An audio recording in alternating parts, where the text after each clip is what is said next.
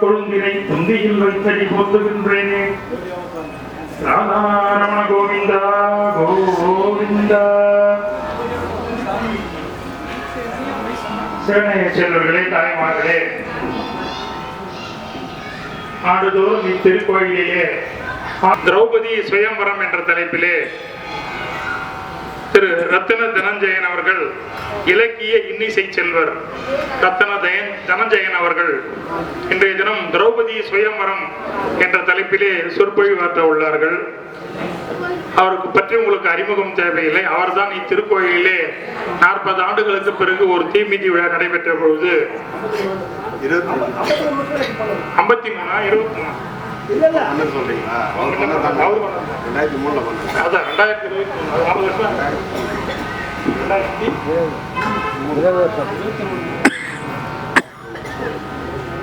2003ஆம் ஆண்டு நடைபெற்ற தீமிதி திருவிழாவின் போது அவர்தான் அந்த 18 நாளும் பாரதத்தை மிக சிறப்பாக இங்கு வந்திருந்த மக்களுக்கு ரொம்ப அற்புதமாக அந்த சொற்பொழிவை நிகழ்த்தி காட்டினார். அவர் தான் ஆண்டுதோறும் ஒவ்வொரு தலைப்பிலே உரையாற்றுவார். இன்றைய தினம் திரௌபதி சுயம்வரம் என்ற தலைப்பிலே இன்னிசை சொற்பொழிவாற்ற உள்ளார். அவருக்கு கையேடு வாசிப்பவராக கலைமாமணி திரு ராஜநிதி அவர்கள் பிள்ளையார் பாளையத்திலிருந்து வந்திருக்கின்றார். அன்னாருக்கு அனைவரையும் வருக வருக என்று வரவேற்கின்றோம். இன்றைய நிகழ்ச்சியின் உபயதாரர் Thiru V Sudhir Varadarajan, S Sumathi Sudhir, S Ananthavaradhan Irumburiyur மேற்கு இன்றைய நிகழ்ச்சியின் உபயதாரர்களையும் வருக வருக என்று வரவேற்கின்றோம். ஆன்மீக செல்வர்களையும் தாய்மார்களையும் இந்த மாலை பொழுதிலே திரௌபதி சுயம்வரம் என்ற தலைப்பிலே அன்னார் இன்னிசை சொற்பொழிவை கேட்க வந்துள்ள உங்கள் அனைவரையும் இதயம் கவிழ்ந்து பெரிய காஞ்சிபுரம் கலாமரங்கள் தர்மபுரம் சார்பிலே வரவேற்று மகிழ்கின்றேன். நன்றி, வணக்கம்.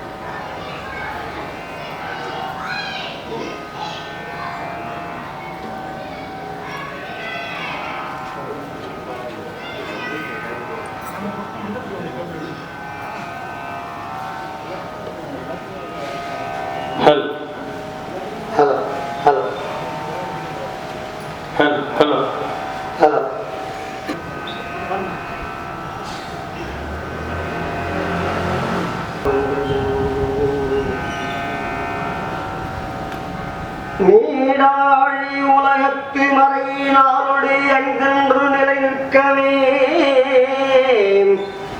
வாடாத தவவாய்மை முனிராசன் மகாபாரதம்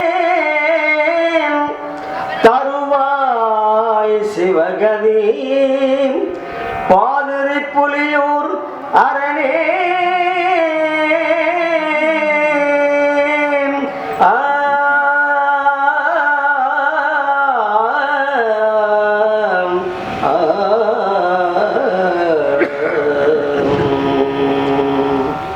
உலகெல்லாம் உணர்ந்து ஓதற்கு அறியவன் நிலவுலாவிய நீர்மணி வேணியின் கல்விதரும் ஒரு நாளும் தளர்வறியா மனம் தரும்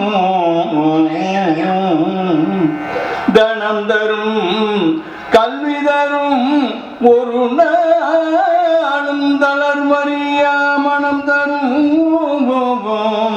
தெய்வ வடிவம் தரும் நெஞ்சில் வஞ்சமில்லா இனம் தரும் நெஞ்சில் வஞ்சமில்லா இனம் தரும் நல்லனே எல்லாம் தரும்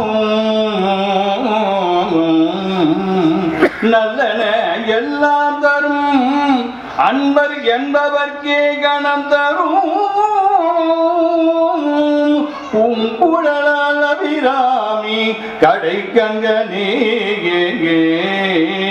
பூங்குழலால் அபிராமி கடை கண்கனே கடை கண்கனே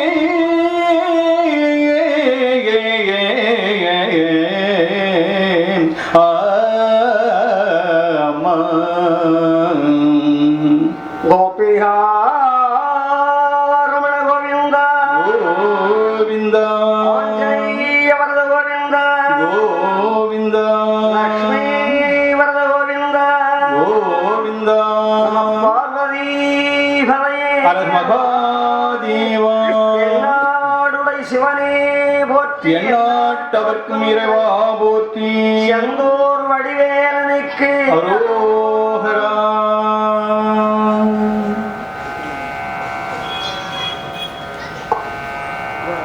ஆன்றோர்களும் சான்றோர்களும் நிறைந்திருக்கும்படியான திவ்ய கஷேத்திரமாம் கச்சியம்பதியிலே அடியார்களை உய்வித்துக் கொண்டிருக்கின்ற அன்னை பாஞ்சாலி அம்மையார் ஆலயத்திலே ஆண்டுதோறும் நிகழ்ந்து வருகின்ற ஆடி மாத வெள்ளிக்கிழமைகள் தோறும் நடந்து வருகின்ற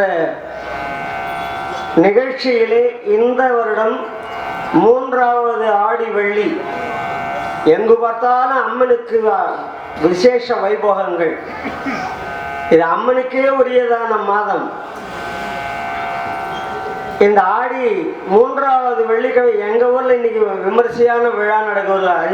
10 லட்சம் ரூபாய் செலவு பண்ணி பண்றேன். பொன்னியம்மன் திருவிழா இரவு 11 மணிக்கு தான் சுவாமி புறப்பாடு ஆகும். எங்க ஊர்ல வான வேடிக்கை மட்டும் 2 மணி நேரம் வைப்பாங்க.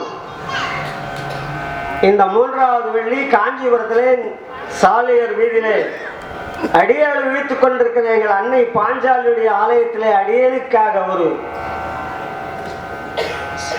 சொற்பொழிவை ஏற்பாடு செய்து கொடுத்திருக்கின்ற ஆலய நிர்வாகஸ்தர்கள், பொதுமக்கள் அனைத்து பேருக்கும் முதற்கண் எங்கள் சிறந்தார்ந்த வணக்கத்தை சொல்லிக் கொள்கிறோம்.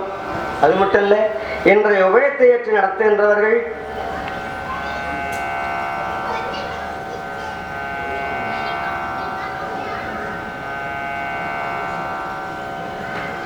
கதிர் வரதராஜன், சுதீர்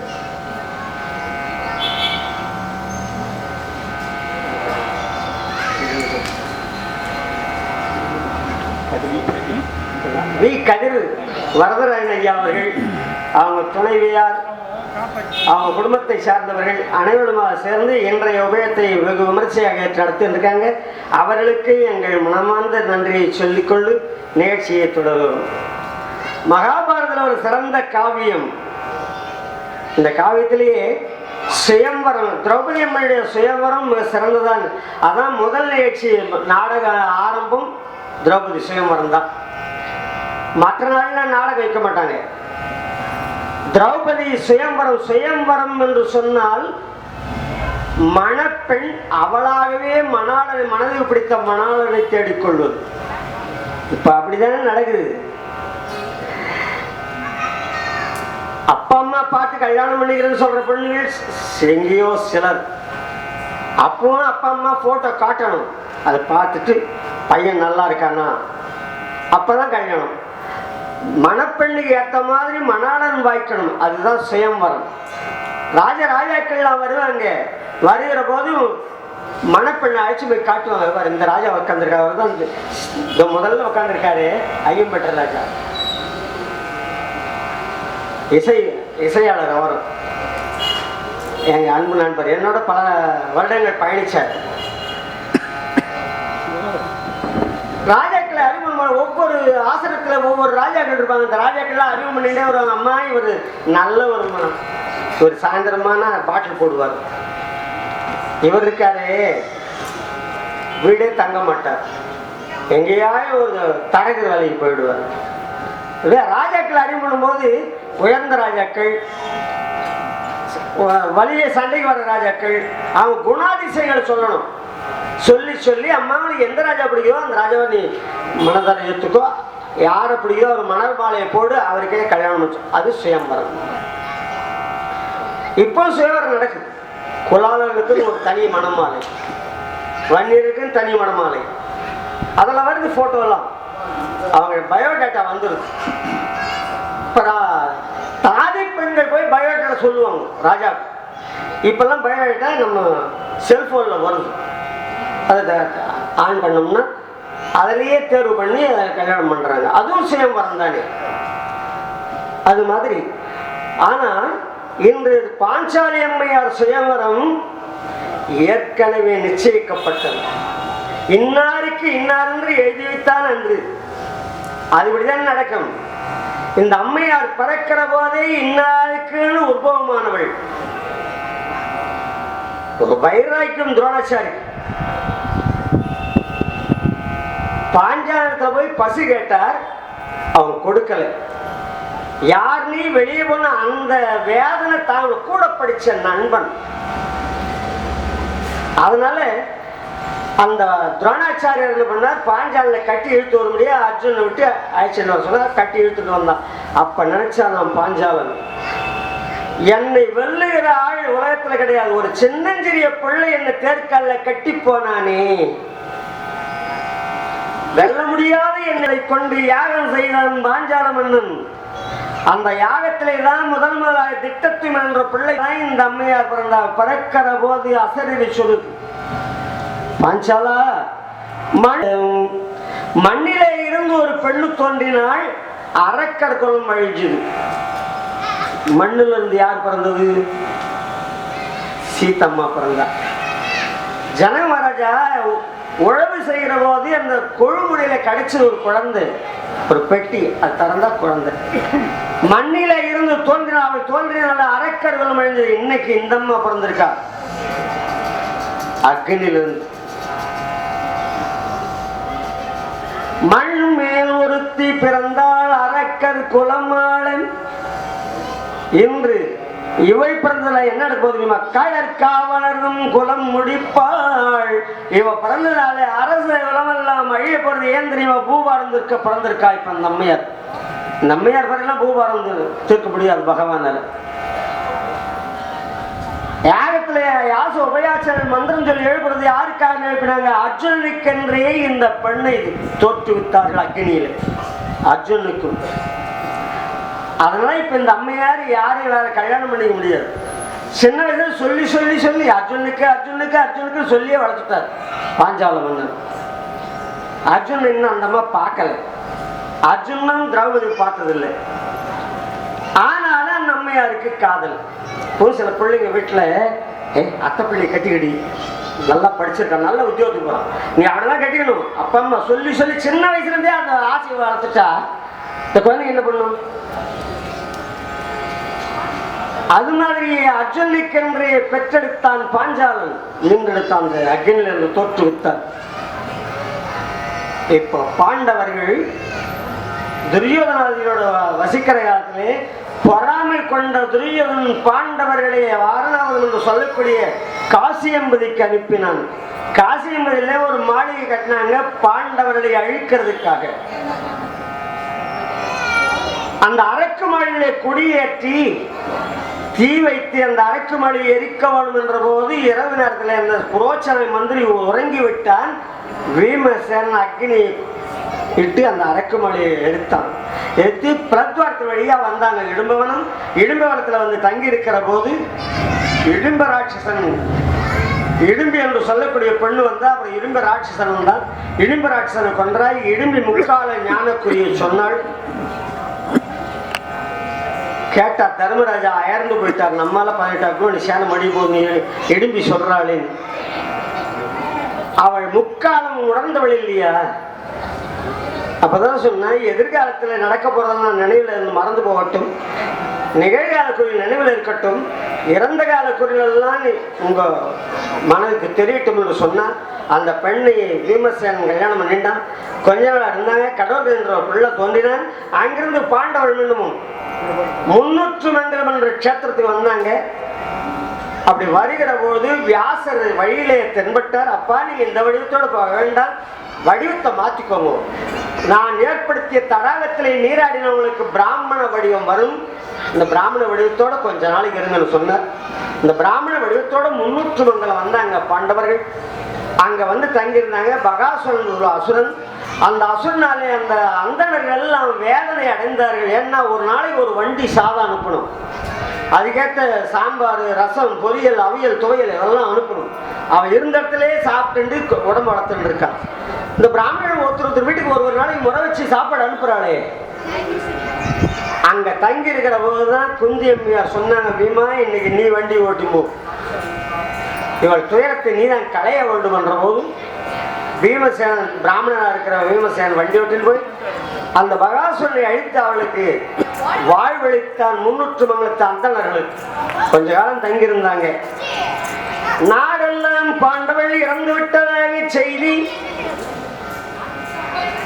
பாஞ்சால நகரம் வருகிறது என்ற செய்தி எங்கேயோ பாண்டவள் இறந்து விட்டார்களாமே. அரக்கு மாளிகையே மாண்டதா சொல்றாங்களே.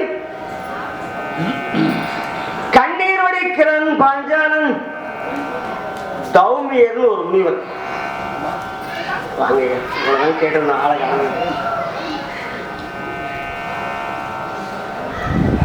உலகமா முனிவர் இருக்கார். அவள்லாம் சொல்றாங்க, பாஞ்சாலா அழ வேண்டாம், என்றைக்கு அவள் அர்ஜுனுக்கென்று யாகத்திலேயே யாச உபயாசர்கள் தோற்றுவித்தார்களோ பாண்டவர்களுக்கு அழிவு கிடையாது. அவங்க சொல் பொய்க்காது. அவங்க தோற்றுவித்த பெண்ணுக்கு கல்யாணம் நடக்கும். அஞ்ச வேண்டாம். ஆதியில் குந்தி மைந்தர் ஐவருக்கும் உரியலாம் என்று ஓதிய விதினா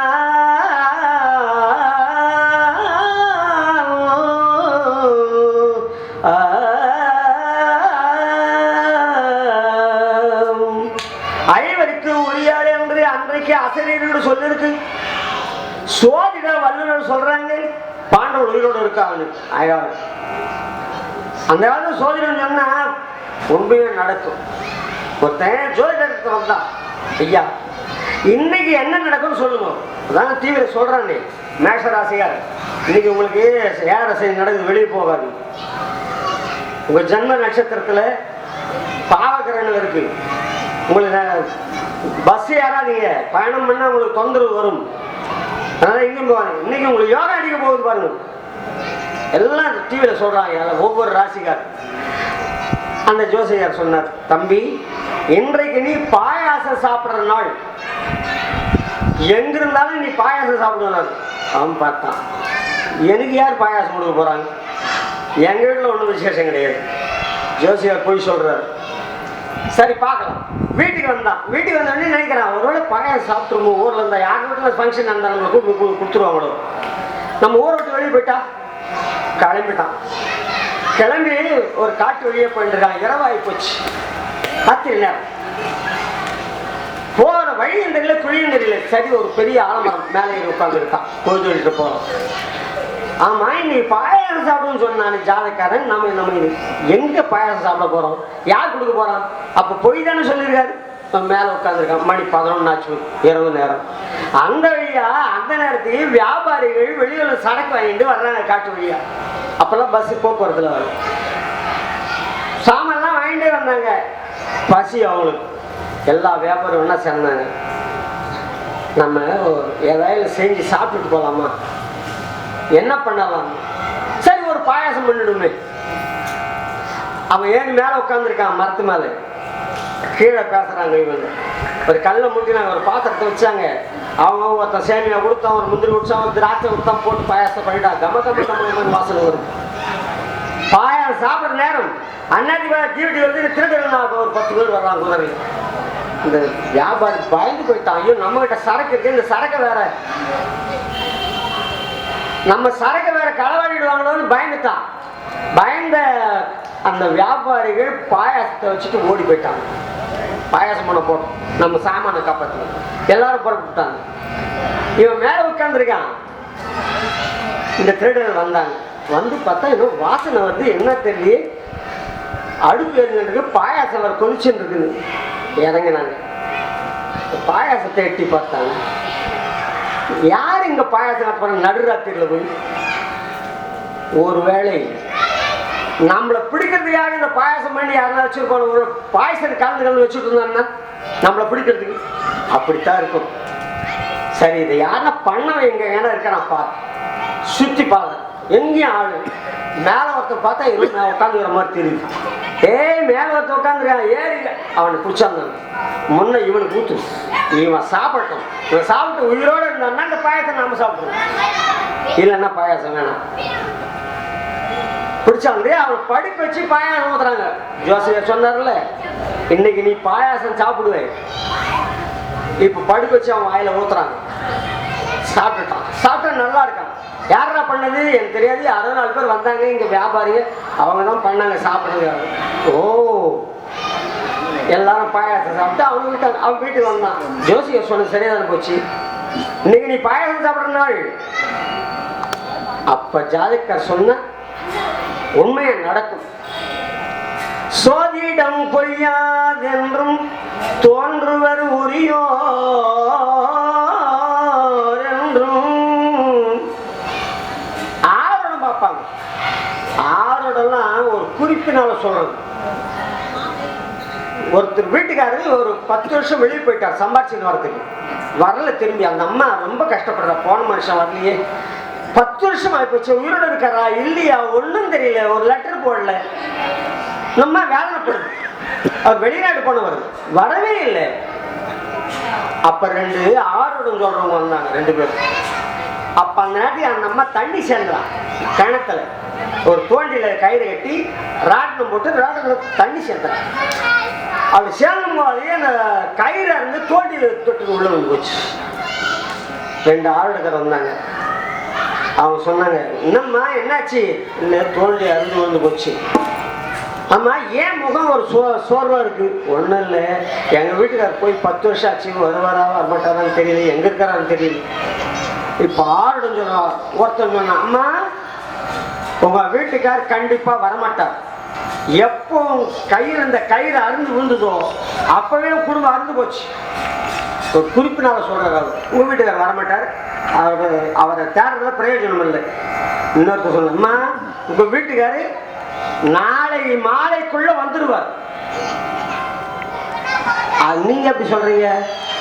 எப்ப மண்பானை உடஞ்சி தரையில போய் மண்ணோட மண்ணா சேர்ந்து போச்சோ அப்புறம் வீட்டுக்கார உள்ளோட வந்து சேர்ந்துருவார். பாரு, 2 பேரும் ஆரோடும் சொல்றவங்க தான். ஒருத்தன் சொல்றான் கயிறு அறுத்ததுனால குடும்பம் இருந்து போடுறான், தோண்டி போய்த்து மண்ணில் விழுந்து வச்சுல, மண்ணோட மண்ணா கலந்து போச்சு உடஞ்சி, ஆனா அவன் குடும்பம் ஒன்னா சேர போகுது. பாரு, சொல்லினே இருக்க அவங்க வீட்டுக்காரர் வர்றாரு 10 வருஷம் கழிச்சு. அப்ப ஆரோடங்கிறது ஒரு குறிப்பினால சொல்றது. அவங்களும் சொல்றாங்க, தோன்று பருரியோர் என்றும் பாஞ்சால அழ வேண்டாம், பாண்டவர்கள் உயிரோடு இருக்கிறார்கள், நிச்சயமாக வருவார்கள். இப்போ பாண்டவன் வர்றதுன்னா என்ன செய்யணும்? ஒரு பையன் வீட்டை விட்டு ஓடி போயிட்டான்னா அவன் இருக்கிற இடம் தெரிஞ்சு லெட்டர் எதுனா வரமாட்டான். டேய் அம்மா படுத்துன்னு இருக்காடா, உன்னை பார்க்கணுங்கிறாடா, எழுதிப்பாரு, ஒரு நாள் வரமாட்டான். டேய் சொத்துல பாதி எழுதுறடா வாடா, வரவே மாட்டான். உனக்கு பொண்ணு பார்த்துட்டு கல்யாணம் பண்ணி வைக்கிற வாடனா பட்டுன்னு வந்துடுவான். கல்யாணம் ஆசை தானே அவனுக்கு. அந்த மாதிரி இப்ப உன் மகளுக்கு சுயம்பரம் என்று ஏற்பாடு செய்தால் பாண்டவர்கள் எங்கிருந்தாலும் வருவாங்க. மரியாதைக்குரிய தாய்மார்கள் அனைவருக்கும், மற்ற அன்பா மக்கள் அனைவருக்கும் என்று சொல்வார்கள். அதாவது ஒரு இளைஞன் காதலி கடைக்கன் பார்வை செலுத்திவிட்டால் மலை ஒரு கடுகம் அப்படின்னும் போது இவருக்கு இந்த சிவதனுசு எம்மாத்திரம் உடனே தூக்குறாரு, கயல் போன்ற விழியை பார்க்கிறாரு, அந்த நிகழ்வு அன்பை செலுத்தி அந்த கயலை வீழ்த்துகிறார். இதுதான். அதே மாதிரி இன்னொரு நிகழ்வுனா நம்ம அற்புதமான அன்னையை அங்க மேல அடைகிறாங்க.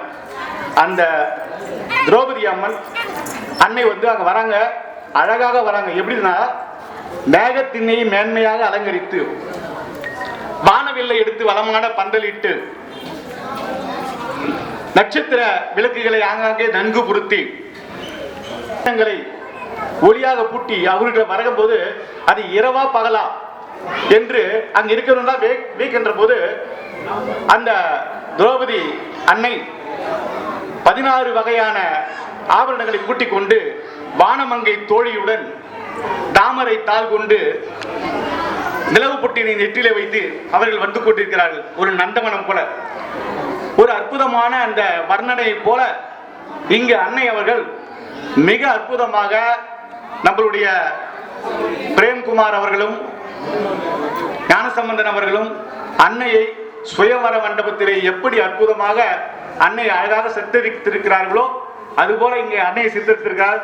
அவர்களுக்கு எங்களுடைய முதலிலே மனமார்ந்த நன்றியை கூறிக்கொண்டு, இந்த திரௌபதி சுயம்பரம் இலக்கிய இன்னிசை செல்வர் ரத்தின தனஞ்சயன் அவர்கள் பல சான்றுகள் ஓமானங்களை எல்லாம் கூறி அதற்கு இணையாக ஒரு கம்பீரமான குரலிலே ஐயா அவர்கள் கையெட்டு பாட்டு பாடி இந்த சொற்பொழிவு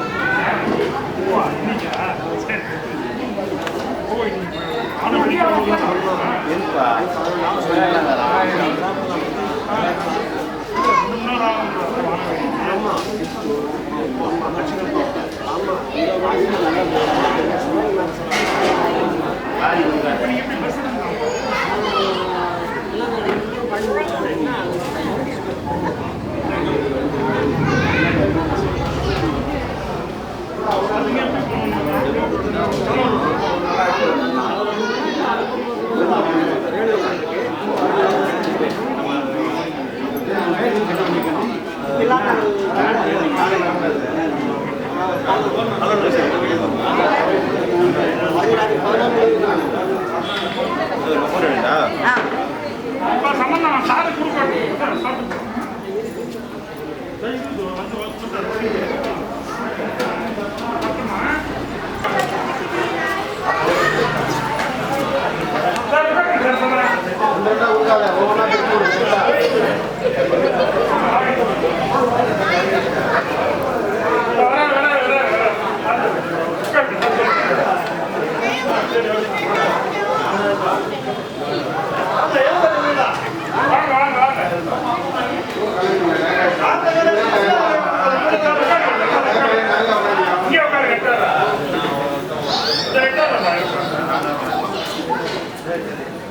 பார்த்து